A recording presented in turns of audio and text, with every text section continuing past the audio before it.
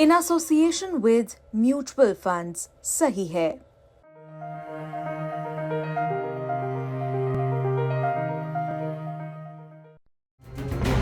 प्रयागराज में मौनी अमावस्या के अमृत स्नान से पहले हुई भगदड़ के हादसे को यूं तो कई दिन बीत चुके हैं, लेकिन उस हादसे में अपनों को खोने वालों का गम अभी भी कम नहीं हुआ है। कई परिवारों ने अपने सदस्यों को खो दिया, कईयों के सदस्य इस हादसे में घायल हुए हैं। लेकिन वहीं हमारी मुलाकात हुई बिहार के एक ऐसे परिवार से जिनके परिवार के मृत सदस्य की बॉडी तो इनको सौंप दी गई, लेकिन इतने दिनों से दौड़ भाग करने के बाद भी अब तक डेथ सर्टिफिकेट नहीं मिल पाया है।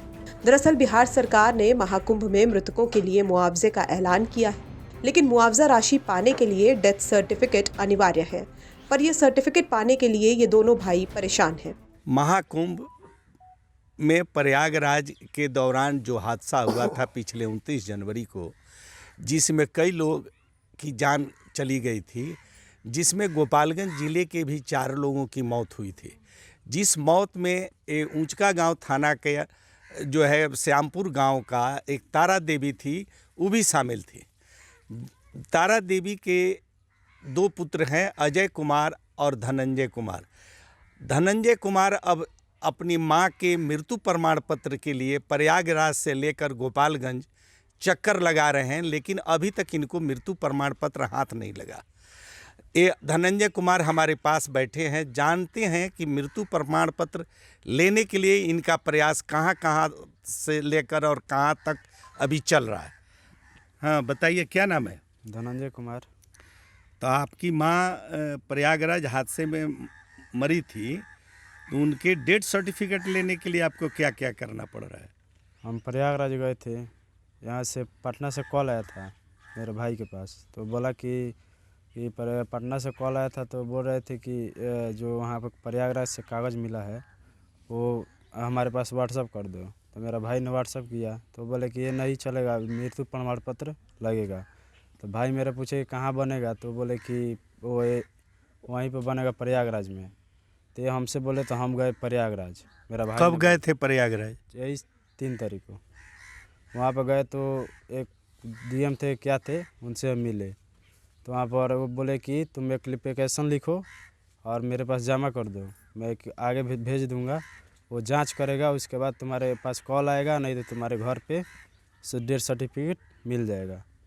तो हम वहाँ से फिर पूछे कि हम यहाँ पर रुके अभी कि चले जाए, तो बोले कि नहीं जाना है तो जाओ, नहीं तो रुकना है तो रुको। तो हम बोले कि अब रुक के यहाँ पे क्या करेंगे, हम जा रहे हैं तब घर। तो वहाँ से हम निकल आए, तो हम सब यही 4 तारीख उधर से निकले। तो मृत्यु हुई 29 जनवरी को, तो डेड बॉडी आपको कहाँ से मिला था और कहाँ लेकर आए और अंतिम संस्कार किए? वहाँ से मिला था थी मोतीलाल नेहरू मेडिकल कॉलेज से। वहाँ से निकाल कर वही एम्बुलेंस भेजा था, और एक साथ में सिपाही भी आया था। वहाँ पे कोई दिक्कत ना हो, थाने से भेंट करके वहाँ से बोल देना कि डेथ थी वे क्या होता है, अरे डेड बॉडी यानी कि तुम्हारे हवाले सौंप दिया। नहीं, हाँ कि तुम्हारे हवाले सौंप दिया, डेड बॉडी तुम्हारे हवाले सौंप दिया, तुम्हारे थाना क्षेत्र में सौंप दिया, इसलिए सिपाही भी आया था।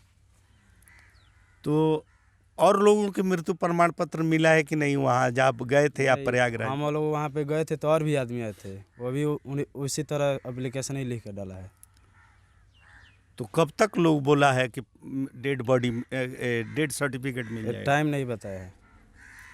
तो जब तक डेड सर्टिफिकेट मिलेगा नहीं तब तो कोई अनुदान राशि मिलेगी नहीं? नहीं, वे बोल रहे हैं कि नहीं मिले, जब तक वो मिलेगा तभी कुछ होगा।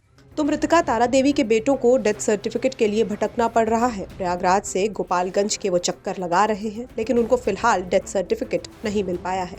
बता दें कि प्रयागराज महाकुंभ में पिछले 29 जनवरी को हुए हादसे में गोपालगंज के 4 लोगों की मौत हो गई थी।